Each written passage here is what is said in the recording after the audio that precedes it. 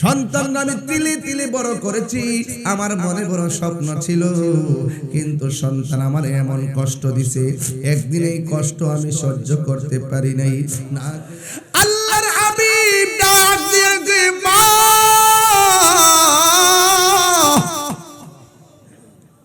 তোমার পোলা কেমন শাস্তি আছে দেখবানি। এই কথা বলার পর আমার নবী কই, আল্লাহ সন্তানের মার সামনে সন্তানের কবরটার একটু ফাঁকা করে দাও। শেষ রাইতে যদি দরজার মধ্যে আইসা গো আম্মা, মার কষ্ট দূর হয়ে যায়। মানুষ মারা গেলে অনেকে গোসল দেওয়া শিখে না, মানুষ মারা গেলে অনেকে গোসল দিতে জানে না, আছে না নাই? আরে বন্ধু, আজকে আমি একটা হাদিস পড়লাম, যেই ব্যক্তি মাইয়েরটারে গোসল করাইব, যেই ব্যক্তি মাইয়েরটারে গোসল করাইব, যেই ব্যক্তি মাইয়েরটার জন্য কবর করব, যেই ব্যক্তি মাইয়েরটারে কাফন পড়াবে, এই জন্য এদের জন্য আমার আল্লাহর হাবিব বলেন, যারা ওই কবর খনন করব, ও বন্ধু রে, যারা কাফনটা পরাইব, যারা লাশটারে কাপড় কবর কাদের মধ্যে লইব, আর যারা লাশটারে গোসল করাইব, আল্লাহ রাব্বুল আলামিন তার জন্য জান্নাতের ভিতরে রেশমি কাপড় দিয়া স্বর্ণ খচিত জামা বানায়া রাখবে। আর যেই ব্যক্তি গোসল করাবে, সুবহানাল্লাহ, আল্লাহর হাবিব বলেন, যেই ব্যক্তি মরা লাশকে গোসল করাবে, আল্লাহ রাব্বুল আলামিন তারে মোট 40 বার তার গুনাহ মাফ করবে। জোরে কোন কয়বার? তাইলে আমরা দেখবেন গোসলখানার মধ্যে আমরা যাই না, কাফন পরানোর মধ্যে যাই না, কবর কোরার মধ্যে যাই না, অথচ এগুলার মধ্যে ফজিলত আছে না নাই? ও বন্ধু, যেই ব্যক্তি লাশটার কাদের মধ্যে লইয়া 40টা কদম সামনে যাবে, আমার আল্লাহ তার জীবনের 40টা কবিরা গুনাহ মাফ করে দিবে। ও বন্ধু, শুধু মাত্র তাই নয়, ও যুবকের দল, মানুষ যখন জানাজার নামাজে যাইব, আজকে সমাজের কি জাদু করছে, সমাজের মানুষকে কোন ভূতে কিলাইছে, জানাজার নামাজের পরে দোয়া মানে না, এমন লোক আছে না নাই? আর জোরে কোন আছে না নাই? জানাজার ময়দানে যাওয়ার পরে দোয়া লইয়া ও কারাকারি লাগে, অথচ আমার নবী কিতাবুল মিশকাত শরীফের কিতাবুল জানায়েজের মধ্যে বলেছেন, ইজা সাল্লাইতুম আলাল মাইয়িতি ফাখলিসু লাহু দুআ। আমার নবী বলেন, যখন তোমরা নামাজ শেষ করে ফেলবা, যখন তোমরা জানাজার নামাজ পড়ে ফেলবা, তখন মাইয়িতের জন্য খালেস ভাবে দোয়া করো। কেন? এই নামাজের ভিতরে দোয়া আছে, আল্লাহুম্মা গফিরলি, ও আল্লাহ তুমি আমারে মাফ করো, হাইয়িনা যারা জিন্দা মাফ করো, ওয়া মাইয়িতিনা যারা মরে গেছে মাফ করো, ওয়া শাহিদিনা যারা উপস্থিত তাদেরকে মাফ করো, ওয়া গায়িবিনা যারা অনুপস্থিত তাদেরকে মাফ করো, যারা ছোট তাদেরকে মাফ করো, যারা বড় তাদেরকে মাফ করো, যারা পুরুষ তাদেরকে মাফ করো, যারা মহিলা তাদেরকে মাফ করো। এই জন্য এই দোয়ার ভিতরে সব আম দোয়া আছে, খাস দোয়া নাই। এই জন্য আমার নবী কয়, ইজা সাল্লাইতুম আলাল মাইয়িতি ফাখলিসু লাহু দুআ, যখন তোমরা মাইয়িতের জানাজার নামাজ পড়বে, ওই মাইয়িতের জন্য তোমরা খালেস দিলে তোমরা দোয়া করবে। এই দোয়া আমরা চাই কি চাই না? শুধু মাত্র তাই নয়, জানাজার নামাজের পর শুধু দোয়া নয়, কবরের মধ্যে দাফন, ইজা দুফিনাল মাইয়িত, যখন তোমরা মাইয়িতকে দাফন করা হবে, তখন আমার নবী বলছে তার জন্য তোমরা গুনাহ মাফ চাও। এই জন্য সুন্নি কারা, যারা মরে যাওয়ার পরে জানাজার নামাজের আগেও মাইয়িতের জন্য দোয়া করে, সুন্নি কারা, যারা মারা যাওয়ার পরে জানাজার নামাজের পড়ার পরেও দোয়া করে, সুন্নি কারা রে, যারা কবরে লাশটার দাফন করার পরেও দোয়া করে। এই জন্য 3 অবস্থায় দোয়া জায়েজ আছে। এই জন্য আমার যুবক ভাইয়েরা, আমার নবী আপনার নবী দূর থেকে দোয়া করেছেন, আমার নবী আপনার নবী জানাজার নামাজের দোয়া করার ব্যাপারে উৎসাহ প্রদান করেছেন। ও বন্ধু, শুধু তাই নয়, আমরা শুধুমাত্র দাফন করার পরে মাইয়াতের জন্য দোয়া করি না, মাঝে মাঝে এখনো যখন ফজরের নামাজ হয়, ফজরের নামাজ পড়া তাসবিহটা হাতে লইয়া অনেক সন্তান বাবার কবরে যায় জিয়ারত করে। এখনো জুম্মার নামাজ পড়ার পর, এখনো জুম্মার নামাজের পর দুইটা চোখের পানি ফেলায়া বাপের কবরে যায় বাপের জন্য দোয়া করে, হু হু করে কান্দে। তার মানে বোঝা গেল মৃত্যু ব্যক্তির জন্য শুধু মরার সময় দোয়া না, আমরা মা বাপ মরার আগেও দোয়া করি, মারা যাওয়ার পরও দোয়া করি, দাফন করার পরে 10 বছর পরও দোয়া করি। আমার ওই কবরস্থানে যাই কবর জিয়ারত করা পূজা না, মাজার জিয়ারত করা পূজা না। যারা মাজার জিয়ারতকে পূজা কয় এদেরকে আল্লাহ সোজা বানাইব। কথা কোন ঠিক না বেডি? আপনারা জবান খুলে কোন জিয়ারত করা কি সুন্নত না হারাম? আর জোরে কোন সুন্নত না হারাম? যারা সুন্নতকে হারাম ফতোয়া দেয় এদের ঈমান নাই। যারা রোজাকে পূজার সঙ্গে তুলনা করে, যারা ওই জিয়ারতকে পূজার সঙ্গে তুলনা করে, এরা অন্ততপক্ষে বিভাজন ফিতনা সৃষ্টি করেছে। এই কথাগুলো কেন বলেছি? ও যুবক, মা বাপ মারা যাওয়ার পর সন্তান কইয়া মা বাপরে ভুইলা যায়ও না, সম্পদ করে মা বাপরে ভুইলা যায়ও না। এই কবর বড় সাংঘাতিক একটা জায়গা রে, এই জায়গায় গেলে কোনো উপায় থাকবো না। নবীর একজন সাহাবী, যার নাম হলো হযরত উসমান যুন্নুরাইন, সব জায়গায় গেলে হাসতেন, একটা জায়গায় গেলে চোখের পানি ফালায়া কাঁদতেন। ওই জায়গার নাম হলো কবর। আমার মরণের কতদিন বাকি আমি জানিলাম না গো আল্লাহ, মরণের কতদিন বাকি। সবাই বলে খুশি হব, আমার মরণের আমি জানিলাম না গো আল্লাহ, মরণের কতদিন বাকি। আর আজরাইল আসিয়া যখন হস্তে দিবা তরি, আজরাইল আসিয়া যখন হস্তে দিবা তরি, তখন আমার মনা ভাই করবা লুকালু কি আমি জানিলাম না গো আল্লাহ, মরণের কতদিন বাকি। আর 40 দিনের আগে ভাইরে মৌতের নিশানি, 40 দিনের আগে বাইরে মৌতের নিশানি। যেই জায়গা যার মরণ লেখা সেই জায়গা সে মরে আমি জানিলাম না গো আল্লাহ, মরণের কতদিন বাকি। আমার মরণের কত জানিলাম না গো আল্লাহ, মরণের কতদিন বাকি। কেউ জানি না কখন মরব। এই জন্য যুবক, গায়ে শক্তি আছে বলি শক্তি দেখানো যাবে না। বহু শক্তিশালী ছিল ফেরাউন, এখন কি আছে? নমরুদ কি আছে? শক্তি দেখাই বানা ফুলের সৌরভ, মানুষের গৌরব চিরদিন থাকে না। কিছু কিছু মানুষ আছে বংশের বাহাদুরি দেখায়, জোরে কোন ঠিক না? কিছু কিছু মানুষ আছে টাকার গরম দেখায়, আছে না নাই? একটা কথা মনে রাখবা, আজকে মরলে কালকে শেষ, টাকার মালিক পৃথিবীর কেউ হবে না রে। ও বন্ধু, তুমি চলে যাওয়ার পর তুমি টাকার মালিকানা শেষ, মোটরের নামটা পরিবর্তন করা লাগবে, মিটারের নামটা পরিবর্তন করা লাগবে। এইভাবে তোমার যা আছে সব পরিবর্তন হয়ে যাবে। ব্যাংকের টাকা আর তোমার সিগনেচারে উঠবে না রে, সব স্তব্ধ হয়ে যাবে। এই জন্য আমি আপনাদের কাছে বলি যে একটা গভীর রজনীতে আপনারা বসছেন, বাহিরে বড় শীত লাগে, কিন্তু একটা কথা মনে রাখবেন, এই শীতের মধ্যে আপনারা আব্বা কবরে পড়ে আছে। এই শীতের মধ্যে আপনার নানা কবরে পড়ে রয়েছে।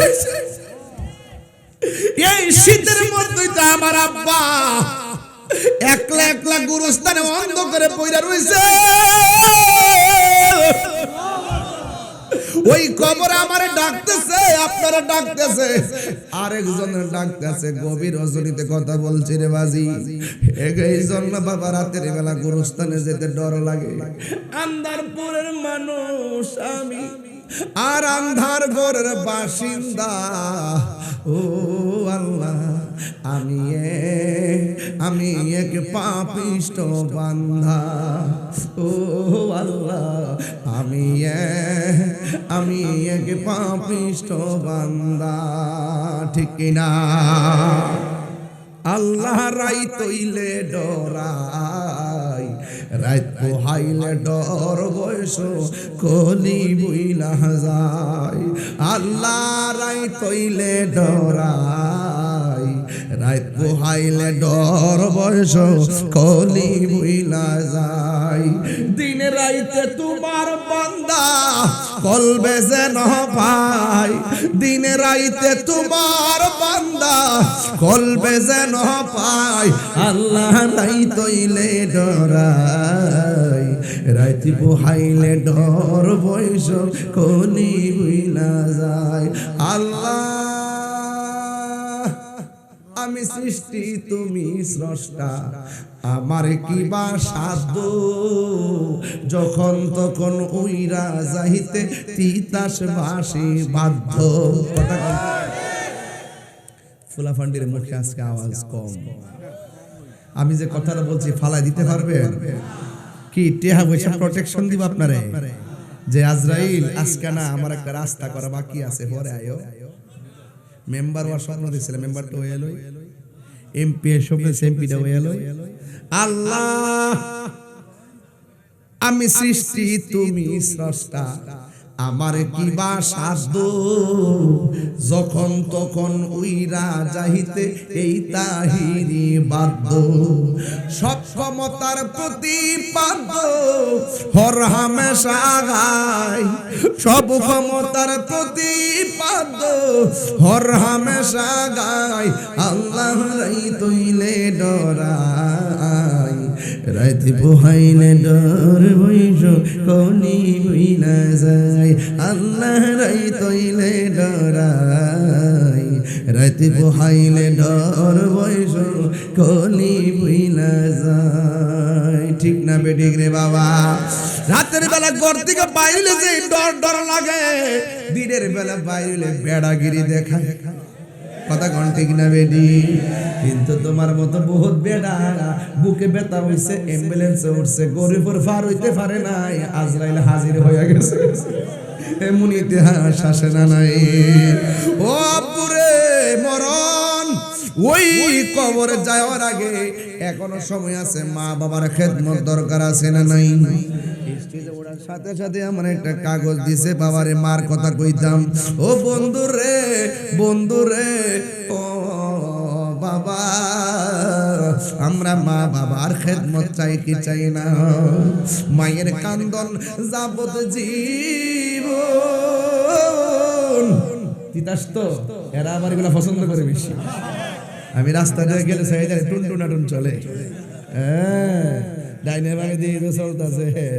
একবার আমি মনে মনে করি যাই আলে কোনো দিন একবার আমিও দিব কোনো ইচ্ছাটা। কি রাজি আসেনি সবাই ইনশাল্লাহ? প্রেম হাসাই প্রেম কাদাই রে তাল তো ভাই।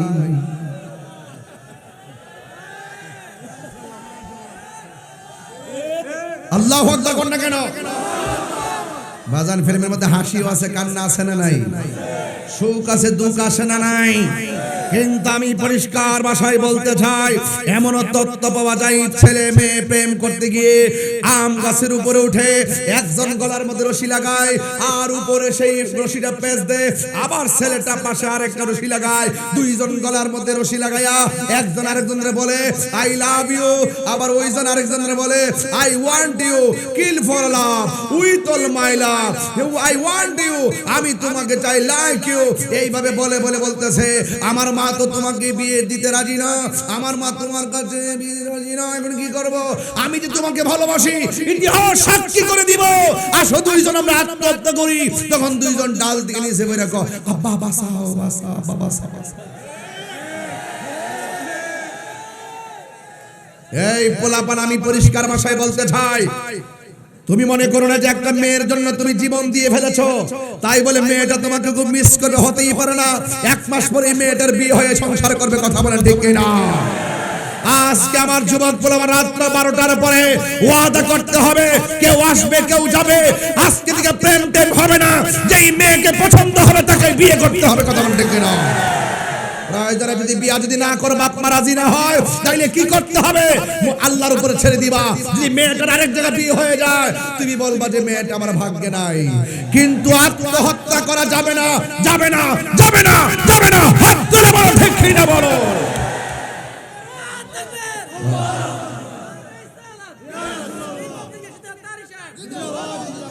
আত্মহত্যা করা যাবে, আত্মহত্যা করা যাবে, মেয়ে ছেলে ভাগ্যে যাওয়া যাবে, কোর্ট ম্যারেজ করা যাবে, বাপ মারে কষ্ট দিয়ে বিয়ার সিদ্ধান্ত নেওয়া যাবে।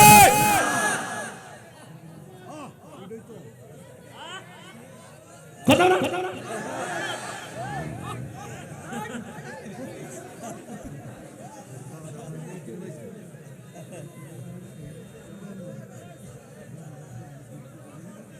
প্রত্যেকটার মোবাইল চেক দিলে দেখবে হাই লিখে রাখছে, আর হোয়াটসঅ্যাপ তো জাম লেগে রয়েছে। হ্যাঁ কথা কোন ঠিক নেই? আরে ঠিক কি না বলেন? হারামের মধ্যে আরাম, এই হারামের মধ্যে আরাম, অবৈধ রিলেশন চলবে, অবৈধ সম্পর্ক চলবে। বর্তমান বাংলাদেশে যেই মোবাইলের মাধ্যমে মেসেঞ্জার, ইউটিউব, ভাইবার, ইনস্টাগ্রাম, ইমোতে যেই প্রেম নিবেদন হচ্ছে, এটা হালাল না হারাম?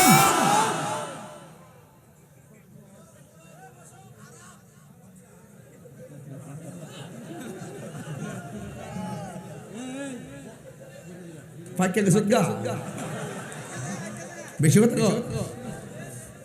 শোনেন, হারামের মধ্যে কোনো আরাম, যেমন ধরেন সুদের টেহা হবে,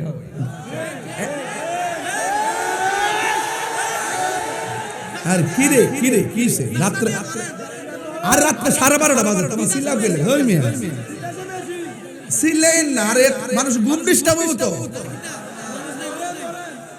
এক মানুষ ঘর নাই, সূর্য মতো সূর্য উঠে যাবে। আল্লাহু আকবার করে গো। ধরুন সুদের খাবার, ধরেন সুদের টাকা দিয়ে কবুতর, খাসি, ওদিকে লুল করতেছে, জি ভালো রাইতাছে নাই। সুদের টাকা দিয়ে 8 প্রকারের খাবার খাওয়ার দরকার, দরকার হয় রিকশা চালাইয়া জারুজি করে তা দিয়া হিদুল হুটকির ভর্তা পেঁয়াজ দিয়া ভাড়ার মধ্যে ফালাইয়া সুন্দর গরম ভাত দিয়া খামো, শান্তি আছে না নাই? বহুত রিকশাওয়ালা গামজরা টিয়ারুজি করে মারে লয়ে গাছতলায় বসে খায়, আর বহু শিক্ষিত এলএলবি পাস দেখবেন লেখাপড়া শিক্ষা, এরপরে দেখবেন 5 তলা বিল্ডিং এ যায় ঘুমা, আর মা তিতাসের মধ্যে শাড়ি কাপড়টা ফেস দিয়া ঘরে কোনার মধ্যে ফিরে ফিরে কাশতাছে, খুদার গজব পড়বে রে, তোর খুদার গজব পড়বে, কথা কোন ঠিক না বেঠে? এমন লোক আছে না নাই বলেন? তাহলে আমরা যারা ওয়াজ শুনতে আসছি, আজকে থেকে ওয়াদা, এই ওয়াদা, অনেকের হাত একরে ওয়াদা, হারাম খাবো, হারাম খাবো, হাত নামা। সুদ করে ওয়াজ করলে সুদ করে জলে, আর সুদের ওয়াজ করে বলে আমি যে একটা বেড়া, আজ থেকে 17 বছর আগে তো মোবাইল এসেছি, সুদ করে আমার জন্মের দুশ্মন। এক হুজুর এই দিন আমার কো হুজুর আমনে কলাম সুদের ওয়াজন বর্তমানে কইরেন না। আমি জিজ্ঞাসি তুই জন 600 বছর বাঁচবে তুই করিস না, আর আমি তাহিরি সুদের ওয়াজ কইরা যদি কালকা মইরা যায় আমার কোনো আপত্তি? আর ওদের আপত্তি? সুদ কি মোল্লার কথা হারাম না আল্লাহর কথা? আল্লাহর কথা মানবেন না মোল্লার কথা মানবেন? যে ব্যক্তি সুদ খায় তার ভিতরে শান্তি, যে ব্যক্তি সুদ খায় তার ঘরে শান্তি, যে ব্যক্তি সুদ খায় তার জানে শান্তি, যে ব্যক্তি সুদ খায় তার সমাজে শান্তি। তাহলে আমার দেশের মধ্যে সুদ করে নিয়ে মসজিদের সভাপতি বানান কেন?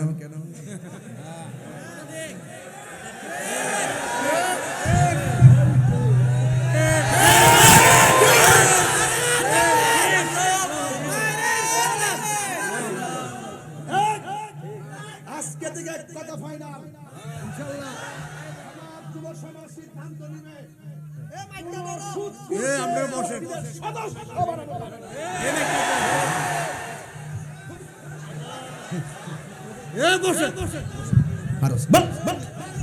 মারহাবা জোরে গো।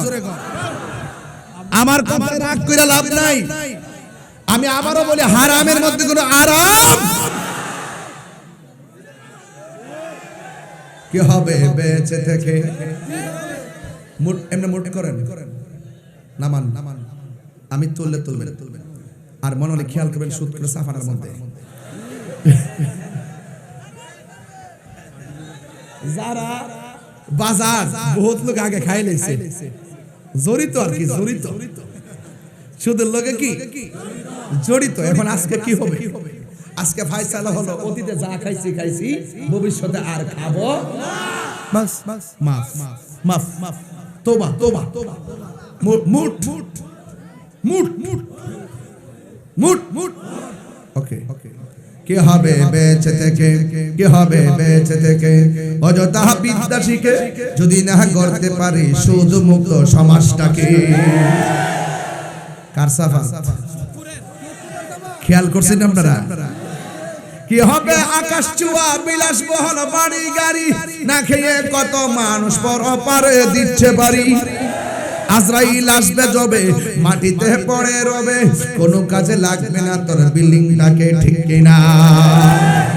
মুট মুট মারহাবা। পুরা সেনাবাহিনী ক্যাম্প তোলেন তোলেন, মুট মুট।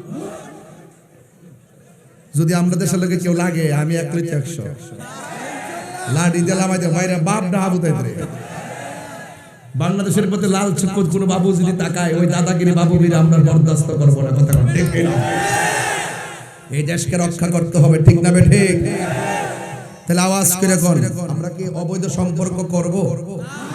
প্রেম প্রেম ওকে। তাহলে সামনে যে আসতেছে 14ই ফেব্রুয়ারি, আবার কি পুরান প্রেম জেগে উঠবে নাকি? যে প্রেম মানুষের নৈতিক প্রদর্শন হয়, সেই প্রেম হারাম হারাম হারাম, ঠিক কিনা বলুন? যদি পছন্দ হয় মাকে বলো, বাবাকে বলো। মা বাবা যদি বলে যে বিয়ে করব করো, না যদি করা ঠিক হবে না, তোমার বয়স হয় নাই, আরো পরে রোজি রোজগার করো, লেখাপড়া শেষ করো, ওই মায়ের কথাটাই মানতে হবে, ঠিক না বেঠে? এটা মনে থাকবে। এক ছেলে সাহাবীর কাছে এসে বলতেছেন, সাহাবী গো, আমি একটা মেয়ের প্রস্তাব করেছিলাম। কি করেছিলাম? মেয়েটা আমার প্রস্তাব রাখে নাই। কেন? কয় আমি নাকি বিশ্রী। পরক্ষণে আরেকটা ছেলে মেয়েটাকে প্রস্তাব করেছে, মেয়েটা শুধু প্রস্তাবে রাজি হয় নাই, বরং বিয়ের পিড়িতে বসে গেছে। তা আমি যেহেতু তার চাইতে কোনো অংশে কম ছিলাম না, তাই আমাকে প্রস্তাব ফিরিয়ে দেওয়ার কারণে আমার মনটা বিষণ্ণ খারাপ হয়েছে। এই জন্য আমি সিদ্ধান্ত নিয়ে মেয়েটাকে খুন করে ফেলেছি। কি করে ফেলেছি? এখন সাহাবীকে ডাক দিয়ে কয়, হে নবীর সাহাবী, আপনি আমাকে বলুন আমি যে অন্যায়টা করেছি আমার গুনাহ মাফ হবে কিনা? সাহাবী ডাক দিয়া বলে, তোমার কি আম্মা আছে? কয়, না আমার আম্মা তো নাই। আরেকটা সাহাবী কয়, আমি অবশ্যই সাহাবীকে জিজ্ঞাসা করব, ছেলেটা এত বড় অন্যায় করলো, হয়তো বলতে পারতো তুমি তওবা করো বা ইবাদত করো, মায়ের কথা কেন জিজ্ঞাসা করলো? সাহাবীকে গিয়ে জিজ্ঞাসা করেন, এ নবীর সাহাবী, ছেলেটা এত বড় অন্যায় করলো, আপনাকে বললো যে তার ক্ষমা আছে কিনা, আপনি হয়তো তাওবার কথা বলবেন, আপনি বলছেন তোমার মা আছে কিনা? মায়ের কথা কেন বললেন? এবার সাহাবী বলতেছেন আল্লাহর হাবিব সাল্লাল্লাহু আলাইহি সাল্লাম বলেছেন মায়ের দোয়া আল্লাহ কখনো ফিরায়া দেয়। এই ছেলেটা যদি মার কাছে সব ইতিবৃত্তান্ত বলে, মা যদি বলে যে আল্লাহ আমার সন্তান ভুল করে ফেলাইছে, আমার আল্লাহ ওই মায়ের দোয়াটাকে কবুল করবে অতি তাড়াতাড়ি। জোরে বলুন সুবহানাল্লাহ। আপনি বুঝতে পারছেন মায়ের দোয়া সন্তান ওলি হয়, আবার মায়ের দোয়ায় জীবন, মায়ের বদদোয়ায় জীবন ধ্বংস হয়। কথা বলেন ঠিক না বেটি? এই জন্য আমার যুবক ভাইরা আওয়াজ করে বলুন মায়ের খেদমত আমরা চাই কি চাই না? আমি মাইক ধরেছি 35 মিনিট, কিন্তু মনে হচ্ছে যেন 4 মিনিট সময় কাহার জন্য অপেক্ষা করে। বলেছি ঘন্টা খানেক ওয়াজ করবো, এর বাইরে আমি যাব না। কিন্তু আমার কথা একটা, 30 সেকেন্ডের জন্য যদি আমার ওয়াজ ভালো লেগে থাকে, আজকে থেকে ওয়াদা করেন আমরা কি আর সুদ খাবো?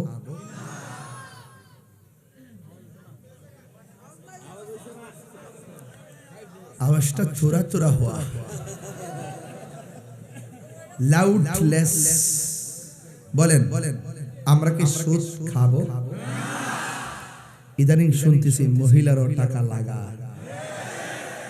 সারা জীবন শুনেছি এরই ক্ষেত লাগা, এখন মহিলার টাকাও হাজারে কত?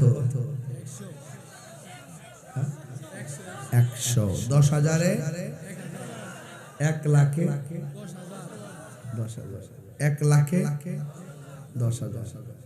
তো মাসে যদি 1 লাখ দিয়ে 10,000 আয়ে মাগনা সারছে তো।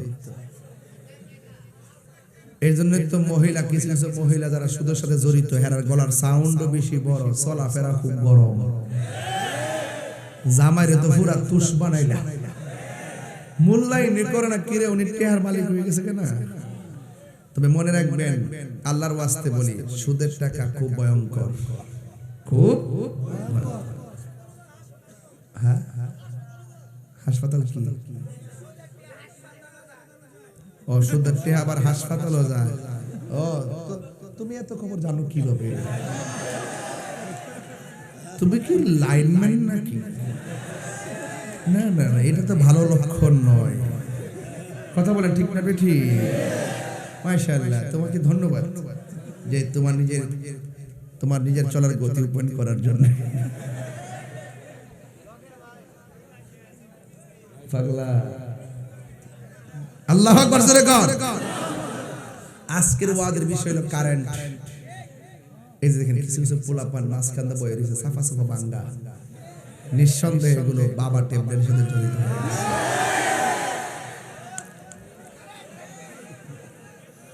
এই বাবা কি চলবে? নবী প্রেমিকরা কি বাবা ট্যাবলেট খায়, ইয়াবা খায়, ফেন্সি খায়, গাঞ্জা খায়? তোমার কাল ভাঙা কেন?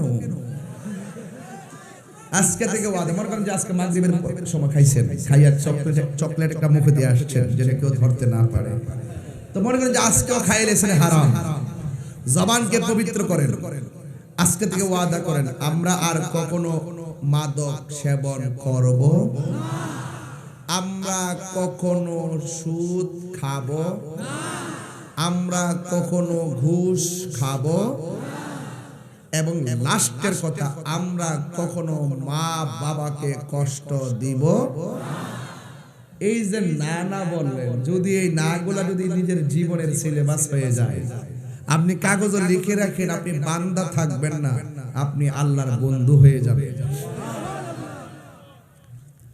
তওবাকারীকে আমার আল্লাহ বড় ভালোবাসে। জবান খুলে বলেন গুনাহ মাফের মালিককে।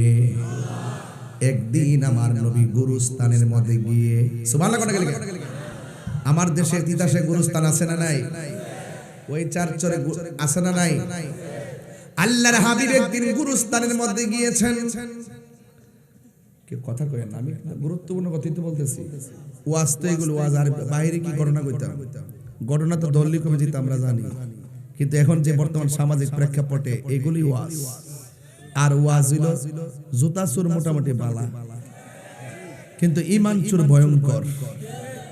এখন তো গ্রামে গ্রামে ইমান চোর ঢুকে গেছে। মহিলার কাছে এক মহিলা কাফেলা কইতাছে, মা গো মা, শেষবারের মতন যদি আপনি যদি আমাদেরকে ভোট দেন তাহলে আল্লাহ পাক রব্বুল আলামিন আপনাকে অনেক ফজিলত দিবে। আর না জান্নাত না, এটা ওয়াজ আর একটা, এটা নাটোর থেকে খবরটা আইছে, কয় হাসরের মাঠে কিন্তু আপনি যখন উঠবেন আপনার তখন জিগাইবো আপনার দুনিয়াতে মার্কাটা কি আছে। বেহেশতের টিকিট বেচা আছে না? আসেনি আসেনি? সাবধান থাকেন, সুন্নিরা এবার ভুল করেন না, সুন্নিরা এবার ভুল করেন না, যেদিকে যাইবেন একদিকে যাইবেন, কথা কোন ঠিক না বেটি? হ্যাঁ না এই ভাল লাগছে, এই বেটা কথাটা ভাল লাগছে আমার কাছে। এই বেটা বাঘের বাচ্চার উত্তর দিছে, এই বেটা না, এই বেটা না, এই বেটা কইছে এই জিদ্রে কোনো ভোট দিতে রাইট রাইট রাইট, বাসলে বাসের মতো বাস, বেটা বিড়ালের মতো বাইচা লাভ নাই। হাত তুলে বলো ঠিক কি না বলো। আমার জন্মের পরে গত 1.5 বছর যে মুনাফিক দেখছি এই বাংলাদেশের ভিতরে 65% সুন্নি জনতাকে মাইনাস ফর্মুলায় রেখে রাষ্ট্রযন্ত্র যে বৈষম্য সৃষ্টি করেছে, সকল সুন্নিরা মিলে ওই বৈষম্যের দেয়াল ভেঙে টুকরা টুকরা করে দিতে হবে, কথা বলেন।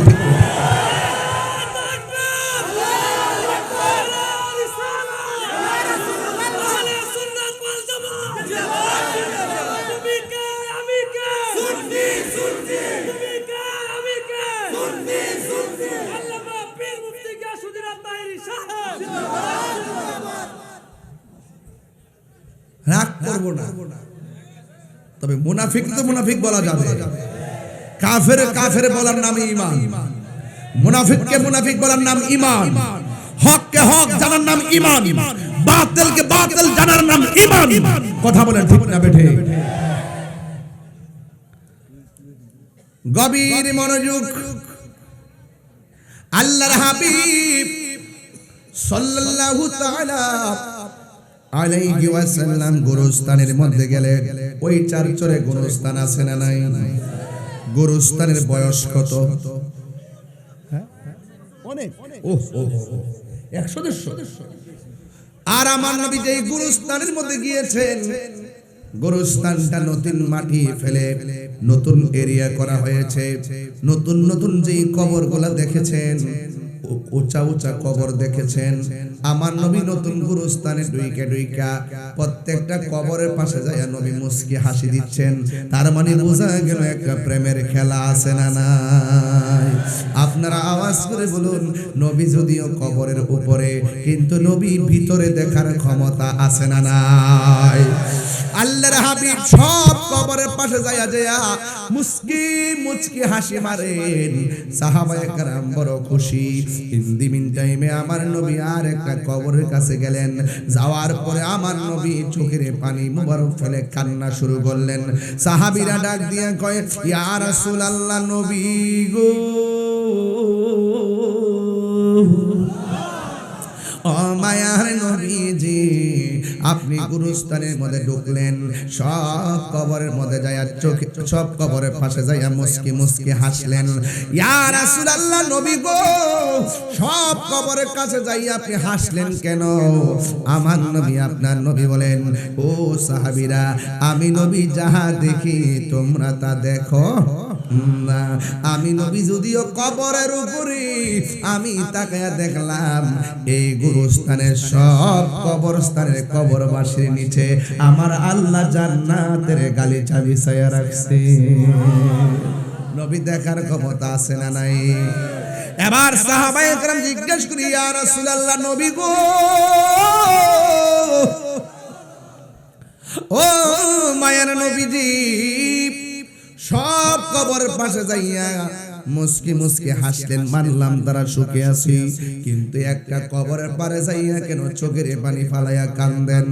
আমার নবী বলে, ও সাহাবীরা, আমারে প্রশ্ন কইরো না, তাড়াতাড়ি যাইয়া বাজারের মধ্যে এলান করে দাও, এই গোরস্থানে কার কার ছেলে দাফন করছে, কার কার বাবারে দাফন করছে, কার কার নানারে দাফন করছে, কার কি আপনজনরে দাফন করছে, সবারে যাইয়া বলো আপনজনদের কবরের পারে দাঁড়াইতো। আল্লাহু আকবার। কোনটা কেন? আপনজনদের কবরের পারে দাঁড়াইতো সাহাবায়ে কেরাম মনে মনে কয় আমার নবী সব কবরের দিকে তাকায় তাকায় হাসছে, কিন্তু একটা কবরের মধ্যে দাঁড়ায় কাঁদছে। আমরা আজকে দেখব ওই কবরের পারে কে দাঁড়ায়। সব কৌতূহল শুধুমাত্র কবরটার দিকে। আমার নবী এলান করেছে, সবাই শুই না, গুরুস্থানে আইসা কবরের পারে একজন একজন করে দাঁড়াইয়া গেছি। আর সাহাবীরা বলে দেখতেছি ওই কবরের মধ্যে কে আসে। সব দাঁড়ানো শেষ, কিন্তু ওই কবরের পারে কেউ আসে না। কিন্তু হঠাৎ করে সাহাবীরা তাকায়া দেখতেছেন, যেই কবরের পারে যাইয়া নবী চোখের পানি ফেলে কান্না করেছে, মনটা বিষণ্ণ করে ফেলেছে। সাহাবীরা বলেন আমরা তাকায়া দেখলাম ওই কবরের পারে একটা মহিলা লাঠিটারে ভর কইরা কইরা কবরের পারে এসে দাঁড়াইছে। চিৎকার মেরে কি আল্লাহু আকবার বলা যাবে না? ওই মহিলা যখন ওই কবরের পাশে এসে দাঁড়াইছে, ও যুবকের দল, এবার আমার নবী আপনার নবী মহিলাটার কাছে গেলেন, যায়া ডাক দিয়ে বলে মা, একটু গভীর মনোযোগ মহব্বত নিয়ে বসে যান, আমি শেষ দিকে চলে যাচ্ছি। এবার ডাক দিয়ে বলে মা গো, ও মা, এই গুরুস্থানে কে, এই গুরুস্থানে যে আছে সে তোমার কি লাগে? ও নবী গো, সে আমার সন্তান লাগে। এবার মহিলাটাকে নবী ডাক দিয়ে কয়, ও মা, আপনার সন্তান কবরে কেমন আছে আপনি জানেননি? কয় না, আমি তো জানি না। আমার নবী বলেন ওই ছেলেটা তো কবরের মধ্যে বড় কষ্টে আছে। এই কষ্টের কথা শুনি না মা দুঃখিনী মন খারাপ করে নাই, মুচকি মুচকি হাসি শুরু করেছে। কয় না না না না, ঠিক আছে, শাস্তি হইতেছে। আমার নবী জিজ্ঞাসা করে মা, আপনার সন্তান কবরের মধ্যে জ্বলতেছে, আর আপনি কেন চোখের পানি ফালাইয়া না কান্দা মুস্কি মুস্কি হাসি দিলেন? কই আমার সন্তান যেদিন আমার পেটের মধ্যে ছিল, আমার মনে বড় স্বপ্ন ছিল, সন্তান যেদিন ভূমিষ্ঠ হয়েছে আমার বড় স্বপ্ন ছিল, সন্তান আমি তিলে তিলে বড় করেছি, আমার মনে বড় স্বপ্ন ছিল, কিন্তু সন্তান আমার এমন কষ্ট দিছে, একদিন এই কষ্ট আমি সহ্য করতে পারি নাই, না কইরা আমার আল্লাহর কাছে আমি হাত তুলছি, ও আল্লাহ, এ আমার যেই কষ্ট দিছে তুমিও তারে কষ্ট দিও। আমার নবী বলেন তাইলে আপনি হাসেন কেন? কই আমি হাসতেছি একটা কারণে, আনন্দ পাইতেছি একটা কারণে, আল্লাহ যে আমার মতো ফাগুনের দোয়াটা কবুল করছে। চিৎকার মেরে কি আল্লাহু আকবার বলা যাবে না? আল্লাহর হাবিব ডাক দিয়ে কে মা,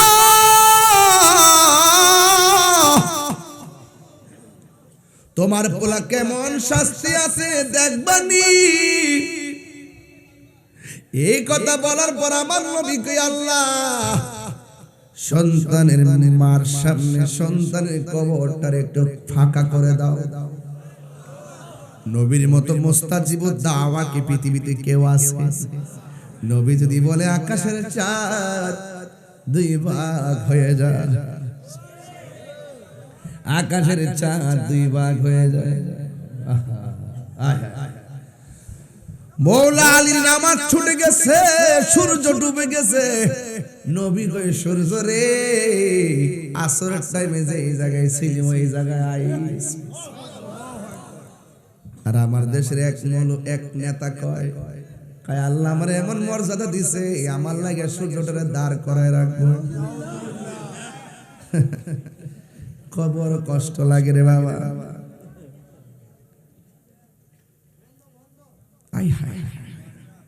যুবক, নবী যদি বলে ফাঁক হওয়ার জন্য, আল্লাহ করবে কি করবে না? আল্লাহর হাবিব বলছে আল্লাহ সব মানুষগুলো সুখী আছে, কবরটা কষ্টে, তাই আমার খারাপ লাগছে, তুমি তার কবরটারে ফাঁক করে দাও। এবার আমার নবীর কথা শুনে আল্লাহ কবরটা ফাঁক করে দিলেন। এবার নবী ডাক দিয়ে কয় মা, ও মা, কবরের ফাঁকা দিয়া ভিতরে তাকান। তাকায় দেখতেছে সন্তানটারে এমন ভাবে আগুন দিয়া জ্বালাইতেছে, একটা চিৎকার মারে ডানে যা, আর একটা চিৎকার মারে বামে যায়। আমি ওয়াজটা কিন্তু ঘটনার জন্য বলি না, মা কি জিনিস বোঝাইবার লাগা। আরে পাহাড় পরিমাণ কষ্ট যদি মারে দাও, শেষ রাইতে যদি দরজার মধ্যে আইসা গো আম্মা, মার কষ্ট দূর হয়ে যায়। পাহাড় পরিমাণ কষ্ট যদি মারে দাও, মার যদি ডাক দিকে আম্মা কেমন আছো, পাহাড় পরিমাণ কষ্ট মা একটা ডাকের সই নাই ভইলা যাই।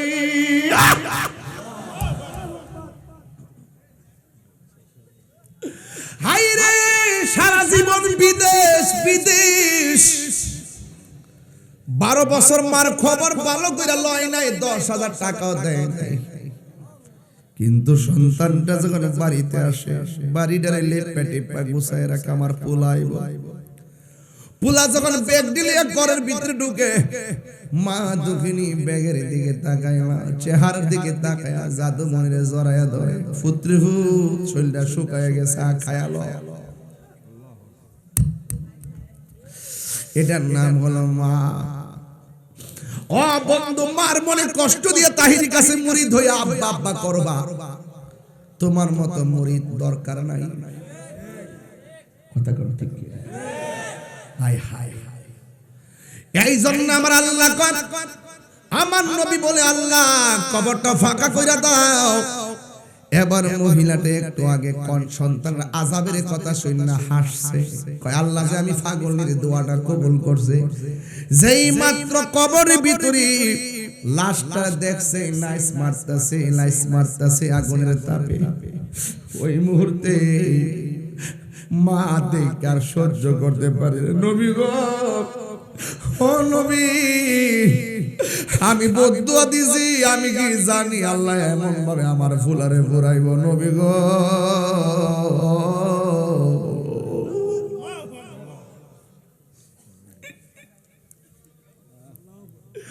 ও নবী গো, আমি বদদুয়া দিছি, আমি বদদুয়া দিছি। আগে যদি জানতাম এমন ভাবে বদদুয়া দিলে আমার ফুলারে এমন ভাবে ফুরাইব, আমি এমন ভাবে বদদুয়া দিতাম না। নবী গো, হাতে ধরি পায়ে ধরি আমার পোলাটার জন্য আল্লাহ আযাব থেকে মাফ করে দে। নবী বলে, মা ফুলারে মাফ করব আল্লাহ যদি আপনি মাফ করেন। দরজাটা খুলতে খেয়ে যাই ধোঁকা, মা বুঝি বলছে এলে নাকি খোকা। দেখেন তো, একটু আগে প্রত্যেকটা পোলা মানে হাসছে নাচছে, কত কথা কইছে, নীরব হয়ে গেছে। প্রত্যেকটা পোলা তার মা বাপরে ভালোবাসে।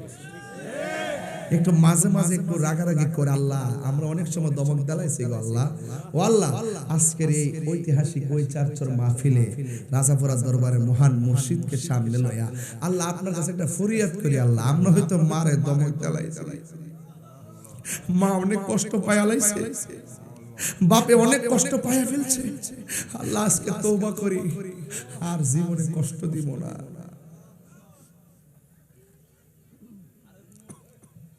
আমার ভাইয়েরা, আল্লাহর হাবিবের কাছে মহিলাটা ডাক দিয়া কয়, নবী গো, আমার পোলারে এমন ভাবে জ্বালাইতেছে, আপনি একটু দোয়া করেন আল্লাহ যেন আমার পোলার পিছ নিচে জান্নাতের গালিচা ভিজাইয়া দে।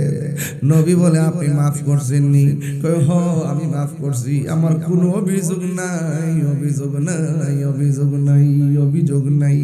এই কথা বলতে দেরি রে বাবা, কবর থেকে সুগন্ধি আসা শুরু হয়ে গেছে।